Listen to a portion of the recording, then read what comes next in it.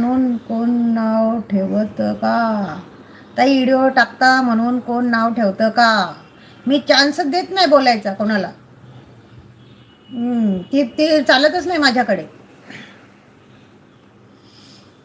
मला जे करायचं ते मी करणार.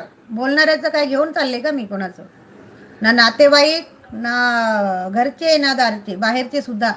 मी तो चान्स देत नाही कोणाला बोलायचा. आम्ही आम्ही व्हिडिओ बनवतो, आम्ही आमचं काम करतो आणि व्हिडिओ बनवणं, व्हिडिओ टाकणं कुठलं वाईट काम करतो आपण?